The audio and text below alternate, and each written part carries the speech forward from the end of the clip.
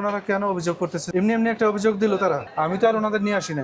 আপনার ক্রেতা বলতেছে সার বলেছে, উল্টাপাল্টা বোঝেন না। চিংড়ি আসলে নদীর তো 800 টাকা বিক্রি করেন। সকালে কত করেছেন? কত চেয়েছে?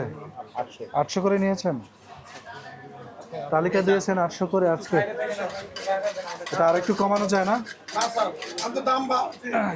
কি গরু এটা? বকন গরু কাটলে 850 বেচা লাগে। ষাঁড় গরু বিক্রি করা লাগে 850। তো যারা 750 780-তে বিক্রি করে, ভেজাল গরু না। হ্যাঁ হ্যাঁ, আপনার গরু ভালো। জবাই করেন কোথায়? এখানে করেন। কখন করেছেন? কখন জবাই করেছেন? আঙ্কেল আগে যে ষাঁড় গরু বললেন যেটা, আপনাকে ষাঁড় গরু বিক্রি করেছে। এই যে আপনার ক্রেতা বলতেছে ষাঁড় বলেছে। না ষাঁড় বলেছেন আপনি বকন গরু। আজ তো আমরা বকন নিব না তো। না না, টাকা দিয়ে দেন, সেটা সমস্যা না। না তো ষাঁড় বলতেছে। তাহলে ওনারা কেন অভিযোগ করতেছেন যে আপনি ষাঁড় বলেছেন? না আমাদের তো আপনাদের কমে চিনি না, আপনিও আমাদেরকে চিনেন না, তাহলে অযথা তো মিথ্যা আমরা বলবো না। বকন মানে কি? বকন মানে কি?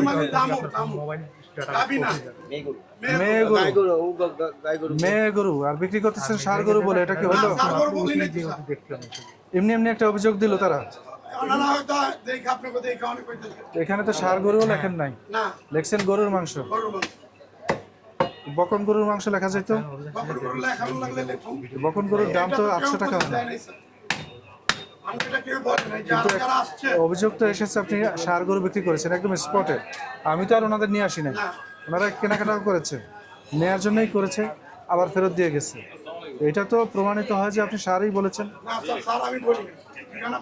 উনি তো বললো তো, উনি তো সাক্ষী দিচ্ছেন। একটু ভাই, আপনি তো কিনেছিলেন, আপনারা কি একই ফ্যামিলির? আরেকজন যে দেখলাম উনিও আপনাদের ফ্যামিলির। ওই যে একজন কিনেছে, উনি সাক্ষ্য দিচ্ছে ষাঁড় গরু। যদি বকন গরু হয়, ওটা খাওয়া তো নিষিদ্ধ না, জবাই করাও নিষিদ্ধ না, বিক্রি করাও নিষিদ্ধ না, অন্যায় না। তাহলে বকন গরু বিক্রি করতেও আপত্তি নাই। কিন্তু আপত্তি হলো যদি বকন গরুকে আপনি ষাঁড় গরু বলে বিক্রি করেন, তাহলে এটা মিথ্যা প্রতারণার একটা সামিল।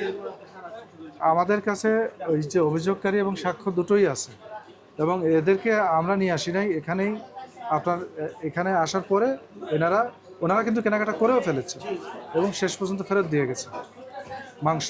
আপনি ষাঁড় গরু বলেছেন বলে তারা অভিযোগ করেছে, কিন্তু এটা প্রমাণ হয়ে গেল অভিযোগকারী এবং সাক্ষ্য দুজনই আছে। তো সাক্ষ্য থাকলে এটা আপনার বিরুদ্ধে যেহেতু অভিযোগ, আপনার এই যুক্তিটা আমরা আর মানতে পারতেছি না। ওনাদের এই সাক্ষ্য প্রমাণ মেনে নিচ্ছি। এটা করা যাবে না। আপনি মুরব্বী মানুষ, আপনি ব্যবসায়ী মানুষ, আপনার একটা সম্মান আছে। এই যে এইটা করলো অযাচিতভাবে, আপনার সাথে শত্রুতা আছে ওনাদের? পরিচয় আছে? আপনি তো বলতেছেন পরিচয় নাই, শত্রুতা নাই, কেন করবে বলেন?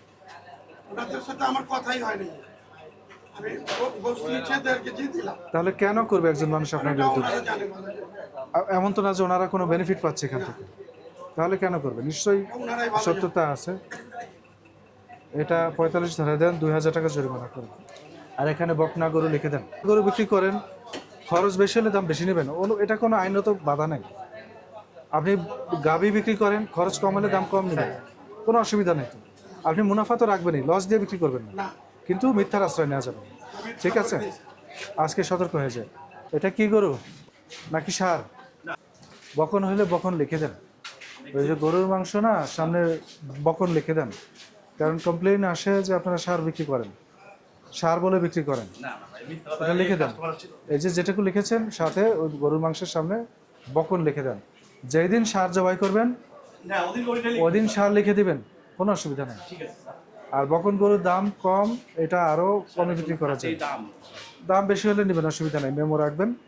কিন্তু বাস্তবে আমরা দেখেছি বকন গরু, গাই গরু, এগুলোর দাম কম, 750 780, কোনো কোনো জায়গায় এরকম পেয়েছি। এগুলো কি চিংড়ি মাছ? নদীর? কোন জালি টালি দেওয়া নাই না? ছোট বড় মিলে বড় আছে ছোট আছে আর ওইটা হলো চাষের তেল হলো একটাই এই যে এটা ছোট আছে এই যে বড় আছে দেখি বড়টার মধ্যে জেলি দেওয়া আছে কিনা আর দেখেন তো এই একটু। যে একটু দেখেন, আপনি একটু খুলে দেখেন। আর আপনি যে মধ্যে সমস্যা নেই কোনো জেলের কোনো কারবার নেই কত কেজি বিক্রি করেন এটা? এটা এভারেজ দিলেন একদম 1000 টাকা 1000 টাকা বিক্রি করেন। একদম হ্যাঁ আর এই এই ইয়া মাছটা কত? কুড়াল না কোরাল এটা একবার সলিড দাম আছে সাগরের হ্যাঁ সাগর কোনটা সাগরে হ্যাঁ কোনটা কোরাল বরিশালের সাগর তো তো মারবে না বরিশালের থেকে মারে ওর থেকে আরে না ঘেরে চাষ চাষ করা। আমার একটু চাষ হয় এটা এটা হলো অরিজিনাল চাষ করে হলো আবার আরেকটা চাষ করাটা কিরকম থাকে? ওটা থাকবে আরো মোটা এটা হলো 5 উল্টা পাল্টা বোঝেন না, চিংড়ি আসলে নদীর তো এটা অরিজিনাল একদম এটা ছোট ওর মিলে না মিলানো তো কঠিন কোনো কাজ না। সব আইসে সব বাগেরহাট থেকে সব বাগেরহাট তো না এক জায়গা থেকে দিয়ে মিলাইছে না সব বাগেরহাট থেকে আইসে বাগেরহাট এই যে নদীর চিংড়ি এই যে চিংড়ি যায় আরে এটা তো আরে বাগদা বাবা, আপনার নাম কি? হ্যাঁ, রবিউল। ব্যবসাকে করা হয়েছে হালাল আর সুদকে করা হয়েছে হারাম, এবং ব্যবসায় বরকতের 9 ভাগ রাখা হয়েছে 10 ভাগের, নাকি শুনেছেন তো? এখন যদি আপনি এই ব্যবসা করতে গিয়ে মিথ্যার আশ্রয় নেন, তাহলে কি ওই স্বভাবটা পাওয়া যাবে? ওই বরকত পাওয়া যাবে? এই ব্যবসা করে কি উন্নতি করা যাবে? করা যাবে না তো। যেটা যেই জিনিস সেটাকে সেটাই বলবে। মিথ্যার আশ্রয় নিয়ে ব্যবসা করলে কিন্তু ভালো করতে পারবেন না। এটা হচ্ছে ওই যে যে ব্যবসাকে হালাল করা হয়েছে, এটা কোরআনের বাণী, ঠিক না? তো সেটা হালাল না রাখলে তো আমরা মুসলিম থাকি না, থাকি কি? তাহলে এই ছোটোখাটো 200-400 টাকার মাছ বিক্রি করে 50-100 টাকা লাভ করার জন্য ইমান বিক্রি করে দিব না তো। তাহলে যদি নদীর হয়, সাগরের হয়, অরিজিনাল দেশি মাছ হয়, ভালো বিক্রি করেন। যদি চাষের হয় তাহলে বলে দিয়েন যে ভাই এটা চাষের, কিন্তু মাছ ভালো, দাম বেশি, ঠিক আছে?